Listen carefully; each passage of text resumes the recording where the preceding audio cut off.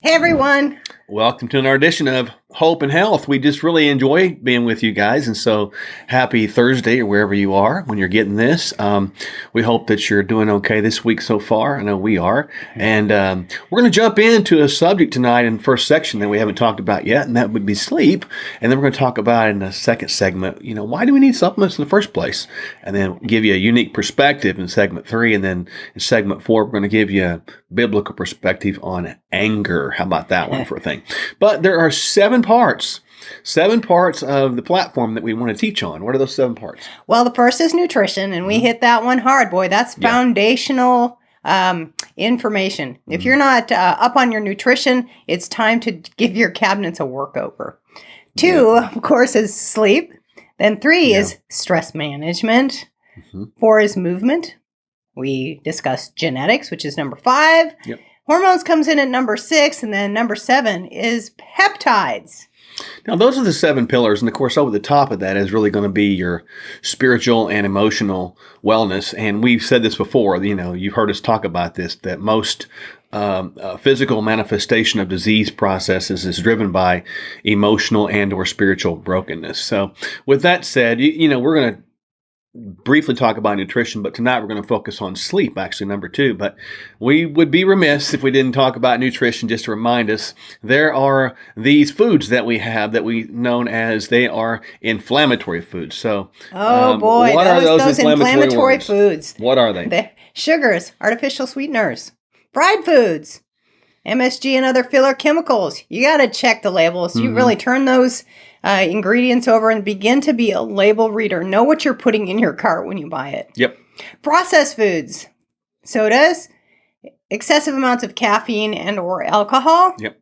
Breads and grains, yeast, soy, corn. These are inflammatory to everyone, young and old, all the time. And then we have those are the ones you don't want to eat. And I know that goes against the some of the teaching out there, but let's face it, what's being taught out there is not working because we're getting more sick all the time. So trust us on this one. Don't eat those foods and we'll be better off for it. We don't need those things to live on at all. Now, when you look at the next section, we look at these anti-inflammatory foods. And what are they? And the high quality proteins, you want to go with grass-fed, organic, free-range, wild-caught types of meat. You want to go with healthy oils and fats. That'd be olive oil, coconut oil, avocado, nuts and seeds. You want to go with your low glycemic fruits, which are berries, oranges, and even apples.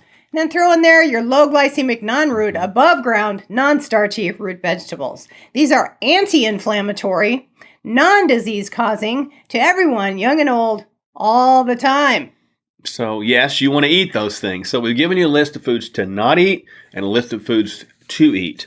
Now, people say, well, can it be that easy? Yes, it is. And we really work this process through completion through our 120-day health transformation program. So you can go there, and if you want to get started in that, Sherwood.tv, there's a place there where you can click on, I want that 120-day health transformation to occur in my life. And we have a Zoom call every 2 weeks, and we go over the different elements of those plans so everybody can do that. They're just real simple, but that gets you nutrition, supplementation, and really get this element number 1 in our 7 pillars kind of going in the right direction. So that's nutrition. We've got to nail that thing. So again, start right there, get in the 120-day health transformation program, start that in somewhere at some point in time as soon as possible, and that will get you going on the right foot.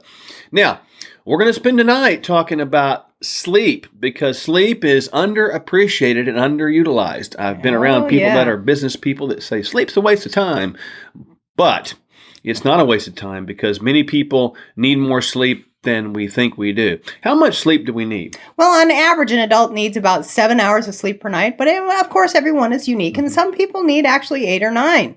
The quality of your sleep is vitally important. If your sleep frequency is interrupted and you're not getting the quality of sleep, you may be sleep deprived, meaning walking through the day under rested, suboptimal, not being your optimal self. Now, did you know, and this is a wonderful illustrative slide here that we are going to put up for you that most people get less than 6 hours of sleep. And it's really because of varying things such as shift work, improper scheduling, insufficient activity, that's movement, we'll talk about that another day, improper nutrition, lack of proper boundaries, and even priority mismanagement. I kind of touched on that a little bit. It's got to be prioritized. This is a big deal. I mean, what of that list that we have there, what do you see as the most common one in your experience? Oh, improper scheduling. Yeah. Just not getting it done and not going to bed at the right time, getting, too distracted, not paying attention. Well, and we've also, with artificial lighting, Yep. We can stay awake later hours in the nighttime to get things done. However, that disrupts the circadian rhythm and our internal balancing mechanism. Well, it does, and certainly there's changes in our hormones that can result in a lack of sleep or poor sleep quality. It's kind of the feed forward and feed backwards cycle. What are those hormones that we're talking about there?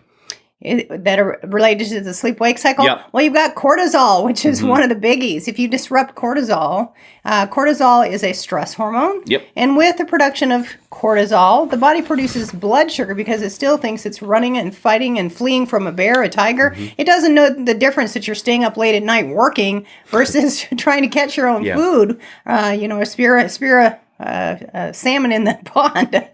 Yeah, the body knows no difference. And we talked about this before. The genes have changed 2% in 10,000 years. That's it. That's all they've changed. So what that means is the stress response is still interpreted as life or death. And a lot of these things that we do, this artificial light and even, living in fear that's not even real, of course, that's perpetually driving this cortisol. And cortisol and insulin are going to cause weight gain, aren't they? They do, and more often than not, individuals who are sleep deprived have problems with weight. They do. And it's interesting, it's been said that if you have one night of a lack of sleep, it takes you 5 nights of sufficient sleep to catch back up again. Now, why do we say it takes 7 to 8 hours? There's these rhythms of sleep, these sleep cycles that we go through. There should be 4 of them, and they take about an hour and a half to go through each. And then typically the transition between one and the other is about 15 to 30 minutes. So that's where they get the 7.5 to 8 hour window. So we go through these 4 cycles. If we don't get those 4 cycles completed, we're going to be sleep deprived or sleep deficient, and that's a big deal. You might be a little sleep deficient if you can doze off while you're driving a car, stoplights, sitting down after dinner, you're just exhausted. Maybe sitting quietly after lunch, something like that, I guess would be it. Maybe sitting in traffic or something like that. I mean, have you been there before? In that you're sleep deprived. That's not okay. And we got to fix that. Sleep health or sleep hygiene or good sleep health and hygiene is critical for things that really drive all kinds of function. I mean, we're talking, we don't want to have a bunch of weight gain. We know that, right? Well, absolutely. With weight gain, what comes with weight gain? That's a pre-diabetic measure. It is. When weight piles on, inflammation goes up. For every pound you're overweight, it's 10 on your joints. So if it's 10 pounds, that's 100 pounds on your joints and your cardiovascular system that you really don't want to have long term, because that puts you at risk for chronic sickness and disease. Chronic sickness and disease, that its precursor all starts with inflammation first.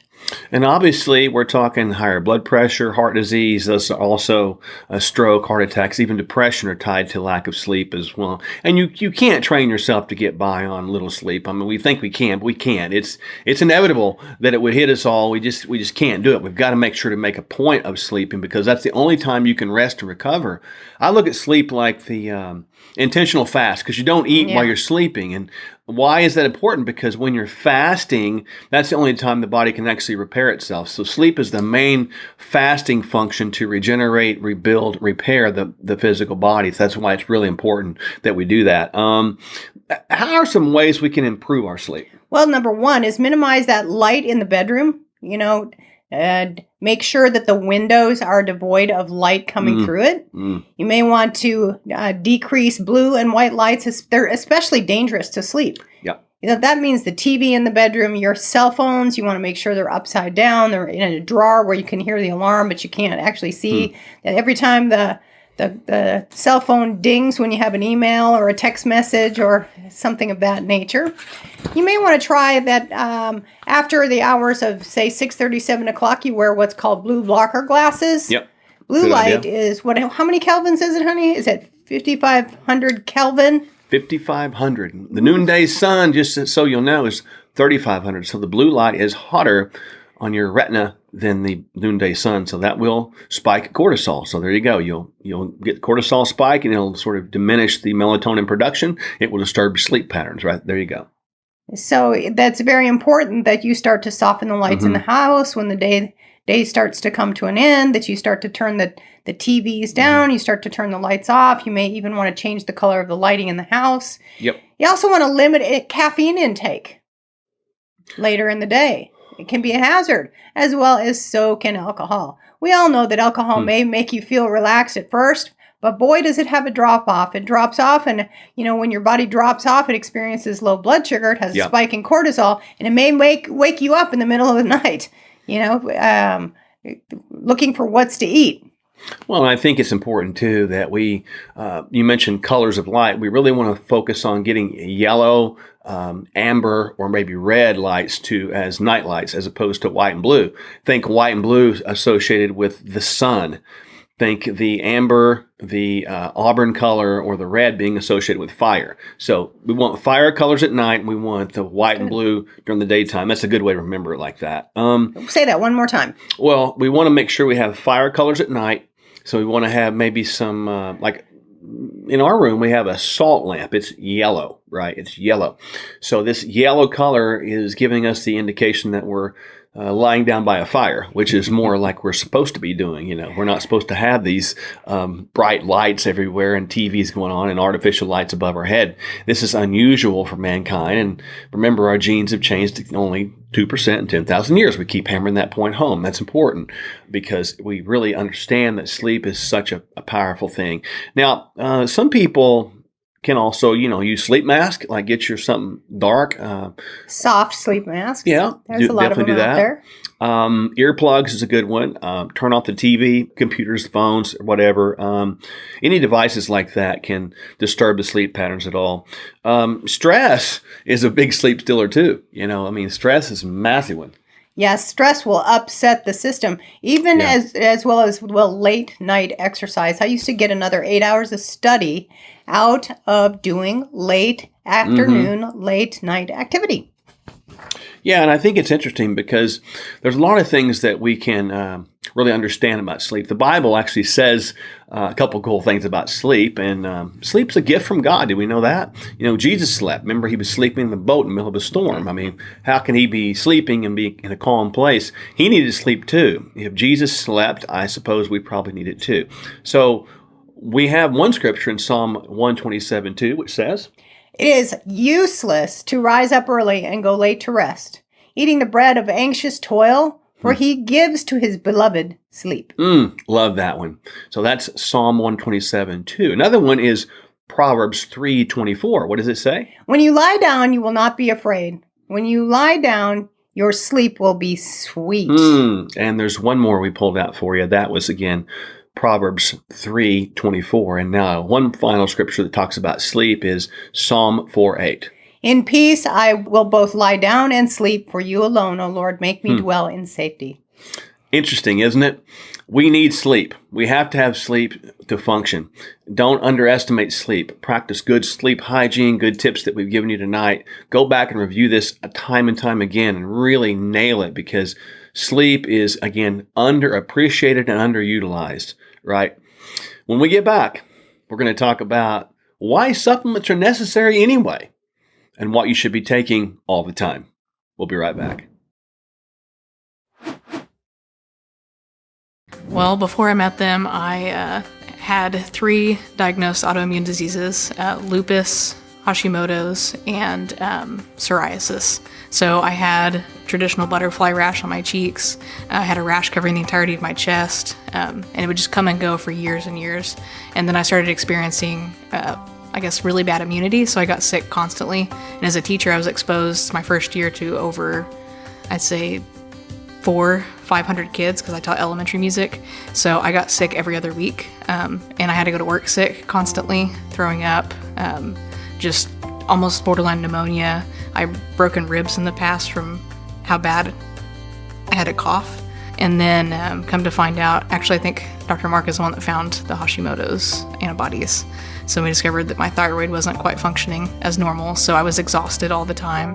I wasn't eating very well. I'd say we were trying to eat well. Maybe in the mornings we might do well with breakfast, and then lunch was kind of, it might either be cafeteria food or it might be just, he might bring me Chick-fil-A or, just a lot of processed junk food. And then dinners were almost always out to eat. So I didn't realize that my diet had caused all this. I was one of those people that thought you had to be born with it.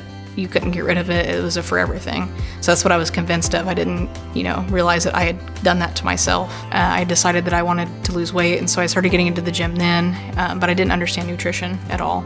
So my idea was, as long as I didn't eat more than 1,200 calories a day, I could eat cereal and chips and cookies and all that stuff, and I could enjoy all of those things as long as I didn't exceed 1,200 calories.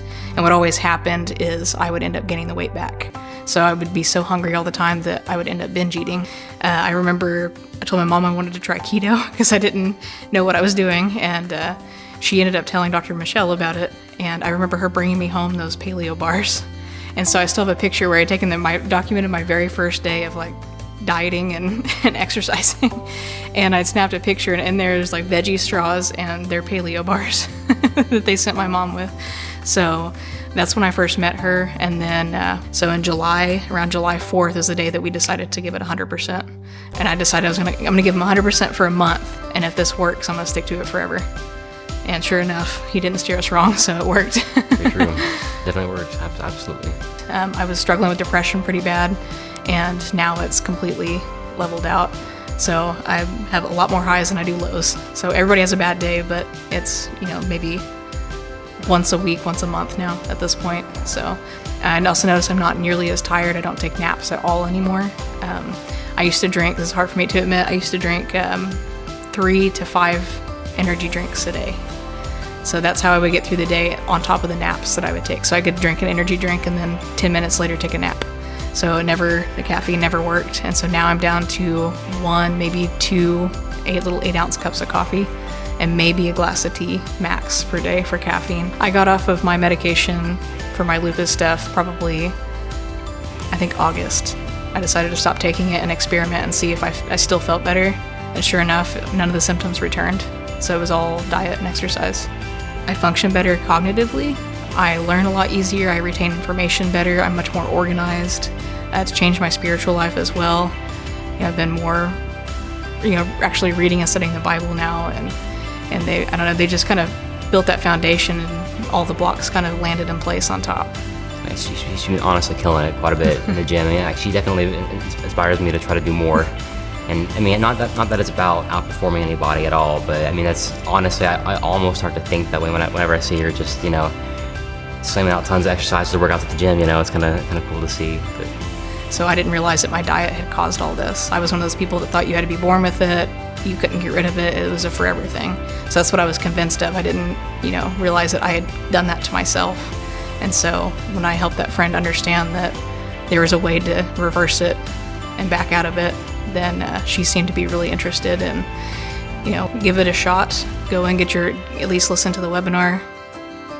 Go to your first consultation and just talk to him and tell him what's going on. One of the things I hear is, well, I don't know if I'm financially ready. And I explained it, that it's a really good investment for your health. And, for example, with us, when we got our health on track, our finances, everything else started getting better.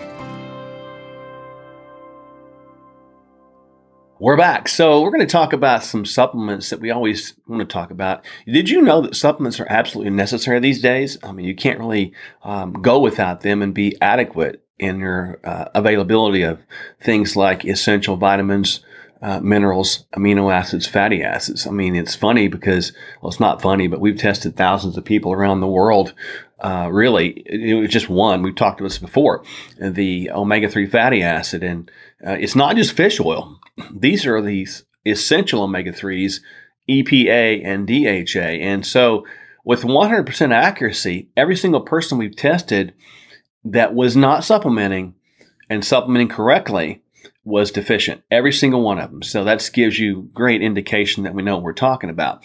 Secondly, with vitamin D, we see that as extremely common deficiency and suboptimal. It's only recommended the daily allowance is 800 IUs, but we need 5,000. That's quite a difference. 800 is not enough. 800 is not enough. Vitamin D it's not just a vitamin, it's a hormone. It is essential for brain health. It's an antidepressant. Yep. Did you know that when the sun goes behind the clouds in the wintertime, people suffer from what's called seasonal affective disorder? Sad. They get sad. Well, it's the decline in that hormone, that signal to the brain from vitamin D. Vitamin D is also very important to aid pulling in calcium from the GI tract, or the gut, if you want to call it. Gut, GI tract, pulls in calcium to help mineralize the bones. And as our hormones drop as we get a little bit older, we become less efficient at bone mineralization. And the medical term for that is osteoporosis. So you want to make sure that you get adequate amounts of vitamin D for brain health, bone health, and last but not least is immune health.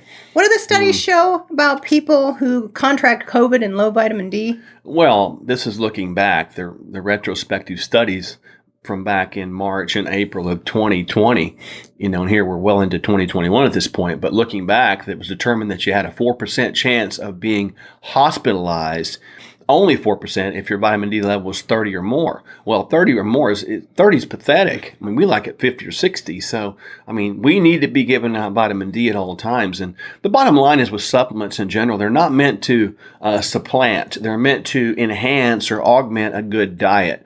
So don't do this.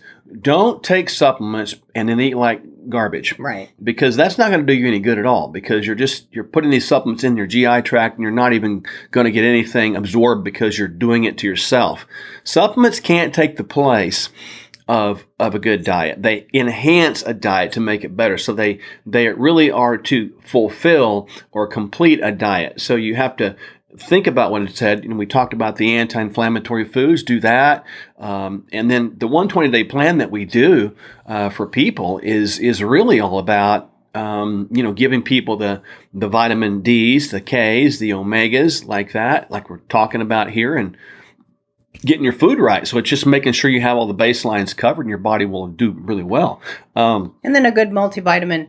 If you start to look at cellular physiology, I'm always fascinated by science. One of the things that we forget with big pharma is, there is no such thing as a bistolic, a Lipitor, a Crestor deficiency. However, there are nutrient deficiencies. If your body runs low on B vitamins, you can't make energy. If your body runs low on certain fatty acids, you don't have brain health. You don't have cellular health. If your body's running low on magnesium, your blood pressure may go up. You may not be able to rest and sleep at night. You might be more tense than you need to. You might suffer from migraine headaches.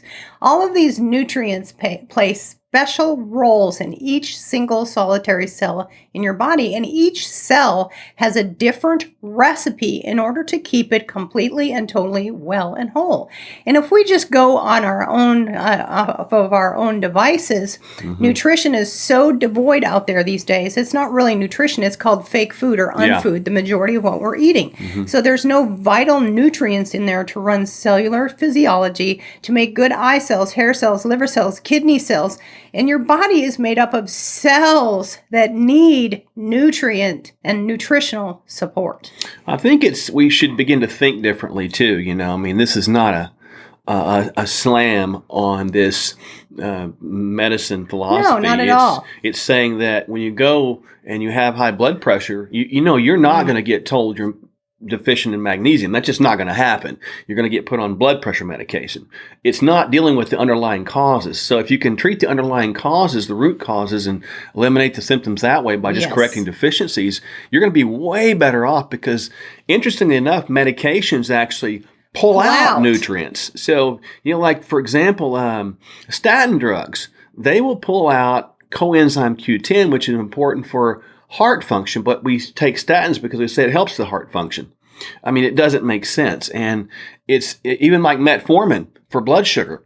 And we take that one and it pulls out your B vitamins and even some magnesium where you can't repair things right. So Is it any wonder then here comes neuropathy if you don't have adequate B vitamin support?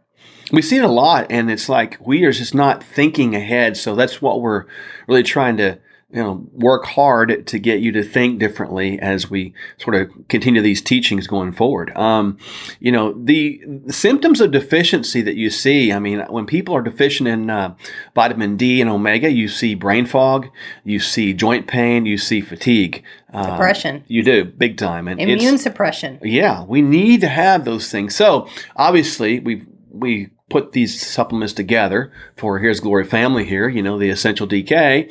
The dose on that is 1. Real simple. You can see that right there on the screen. And then we've got the Omega 1000. The dose on that is 3. Now, I know what it says on the label that it says recommend 1, but that is what the dosage says that gets that supply of the label. Well, we need 3. So 1 of the D, 3 of the omega, and then the complete multi daily, the dose on that is 3. Now keep in mind that one is 270 caps in that bottle, so that's going to be a 3-month supply. That's a lot of supply there. So you can get all of those nutrients there at sherwood.tv/His Glory. And you can get the bundle there if you want to get them all. And I really encourage everyone. We all need it. I mean, we do it. We take them, right? Absolutely. We don't miss it. Mm-hmm. We've been through cold seasons, flu seasons, COVID seasons, and neither one of us have been under the weather.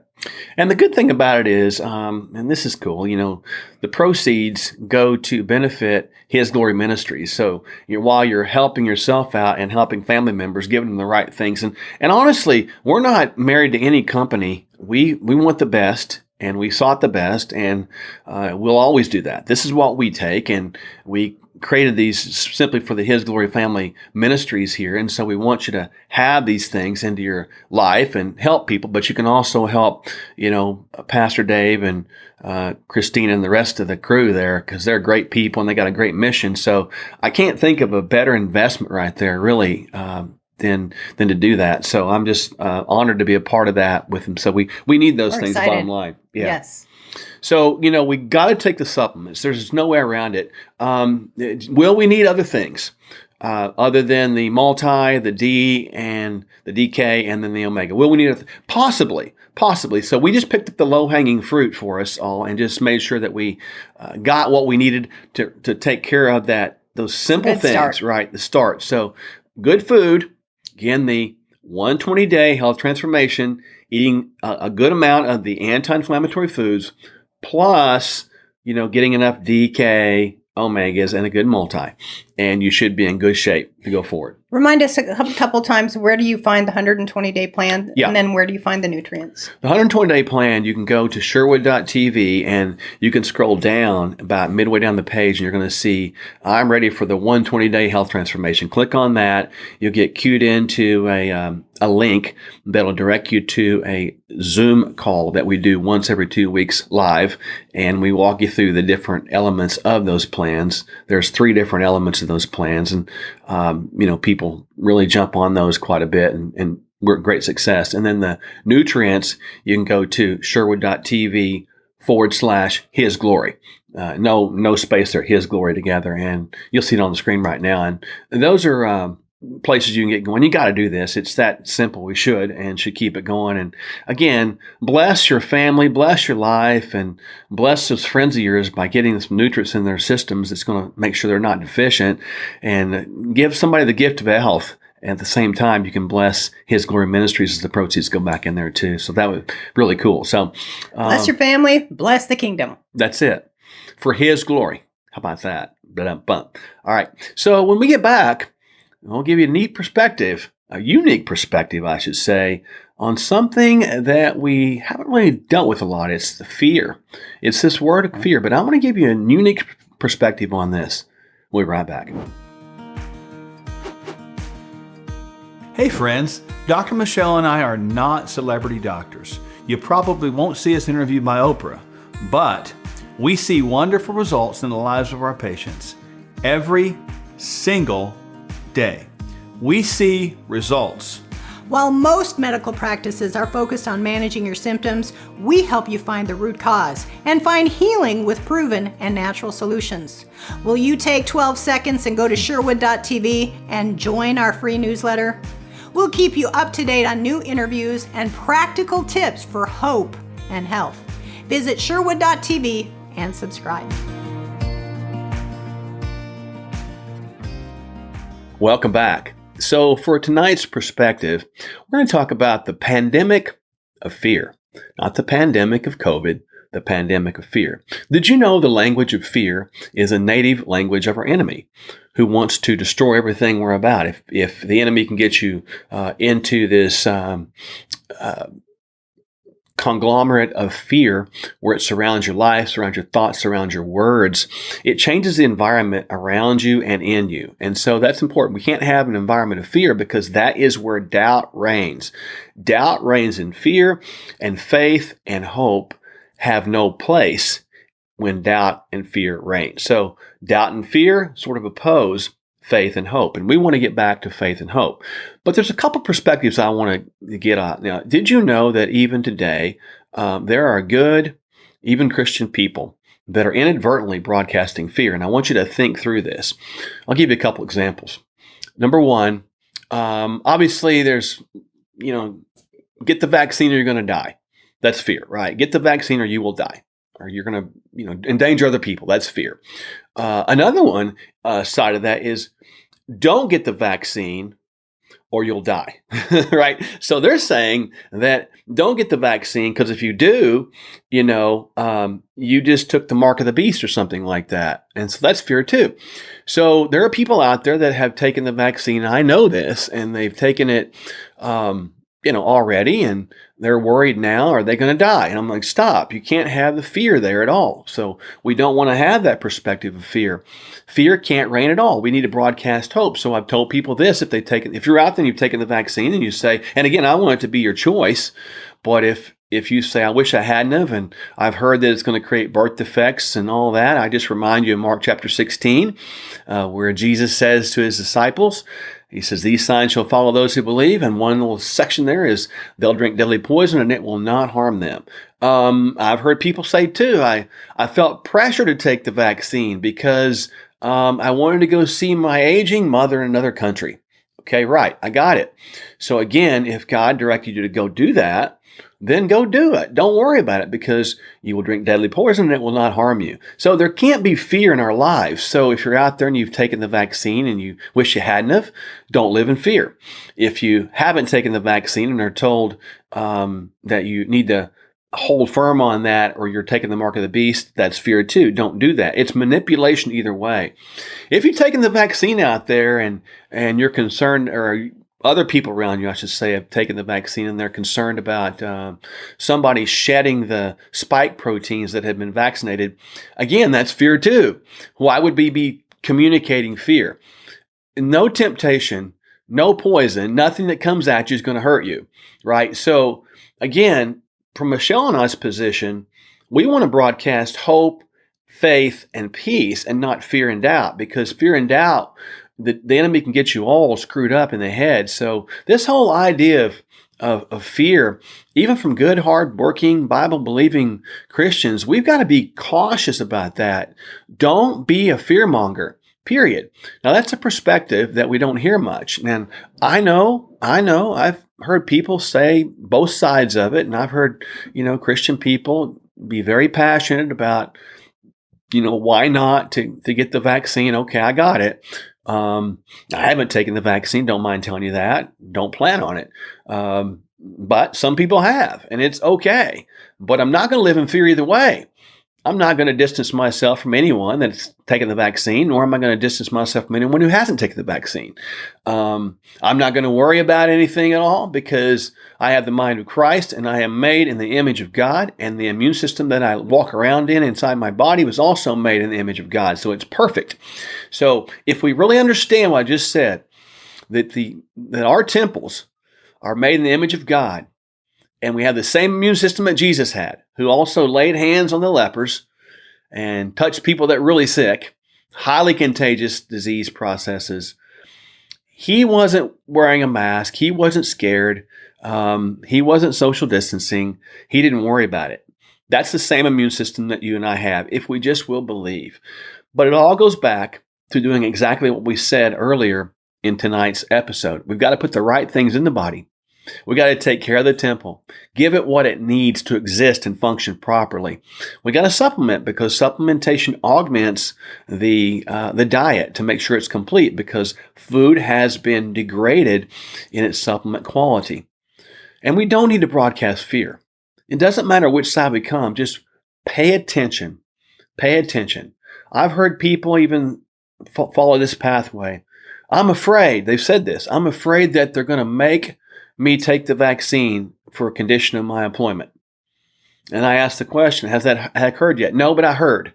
So again, that's false evidence appearing real. That's fear. Don't worry about it. Stop, breathe. Don't react to something that's not real, especially if it's in fear. Don't say the words, I'm afraid that. Say the words, I have confidence that I'll respond appropriately because I have the mind of Christ. Remember, God did not give us a spirit of fear.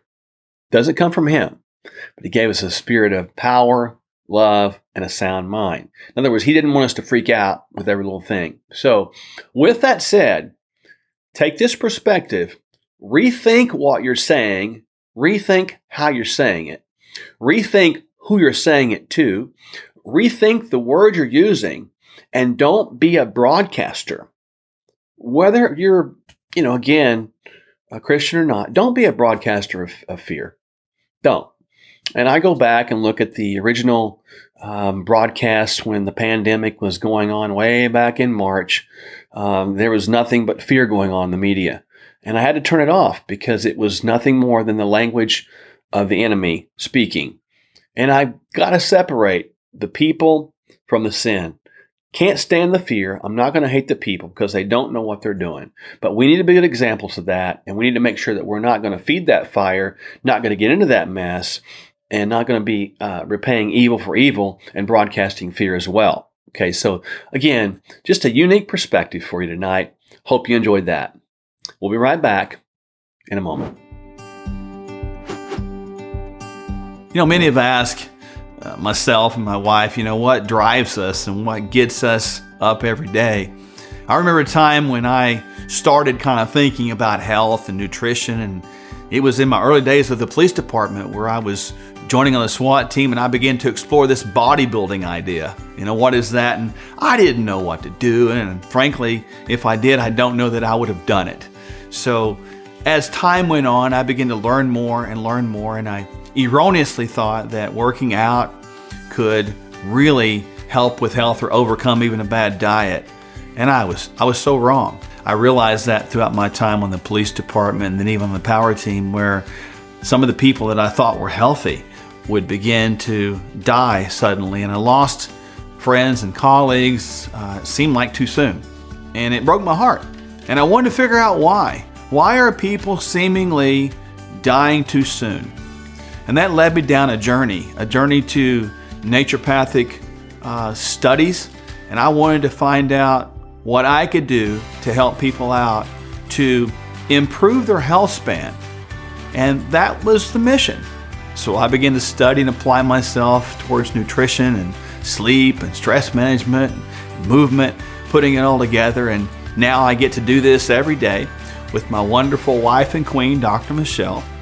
And I get to share my passion. My passion is truly doing that for myself every day and for my wife. And the passion that I have transfers to my purpose, which is sharing it with you. If there's one thing I could give you right now, it would be to just give you all that passion so you could get it inside of your life and have hope. Because without hope, what do you have? You can't have health without hope. So we want you to get connected with us, and we want to stay connected with you. So go right now to sherwood.tv. It takes just 12 seconds to subscribe to our newsletter, and we can't wait to get to know you better.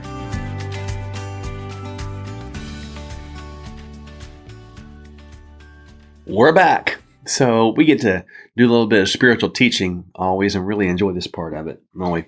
So remember, we talked about this last week. We talked about this idea of the frauds. The frauds are neat. What are those? What's the fraud, sweetheart? The acronym is fear, Mm-hmm. resentment, anger, unforgiveness, disappointment, Yep. and shame. And oftentimes, it's not what you eat, but what's eating you.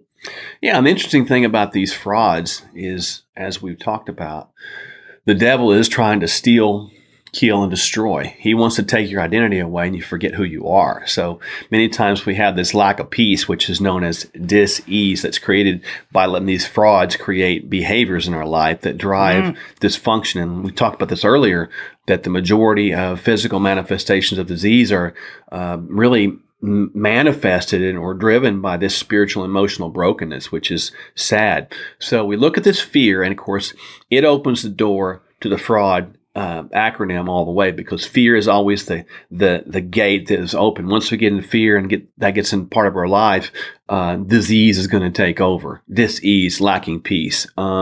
So today, though, we're going to focus on something called anger. A lot of times we don't understand anger. Some people think that to be angry, get angry is sinning, and it's actually not. But there is a definition for anger, and what would that definition be? Bitter indignation at having been treated unfairly. Is anger okay at times? That's a question. And is it a sin to get angry? That's an important one, because it is not a sin to get angry. Jesus got angry. And we'll point out an example specifically in just a moment. So it's not a sin to get angry, but it is a sin to allow anger to open the door to sin and give the enemy a foothold in your life. So with that said, what is righteous anger? Righteous anger doesn't seek to hurt. Love doesn't retaliate. Righteous anger stems from love because it recognizes that someone's actions or words stray from the path of righteousness. The interesting thing about righteous indignation or righteous anger, we use that in Jesus' terms a lot. It's just an emotion of anger that sort of over the mistreatment, insult, or maybe malice of another. Somebody's been mistreated, and it's an injustice. They've been treated bad, and it makes me very angry that people are treating other people. It's akin to what might be called a sense of injustice. So that's kind of where that goes. So righteous anger stems basically from an anger that arises when we are witnesses of an offense against God or His Word. So if you get angry because there's an offense against God or His Word, is it okay to be angry at that offense? You bet it is. Is it okay to be angry at the person? No, it's not. We got to forgive the person, separate the sin from the person. So again, expressing anger should not be a flippant thing. We shouldn't just say, well, the Bible says I can be angry, so I can be angry anytime I want. No, you need to control that a little bit, because it's really not a first resort. It's kind of a last, right? So, think about, Jesus, and this is cited. Yeah, this is good. In Matthew 5:38 through 40.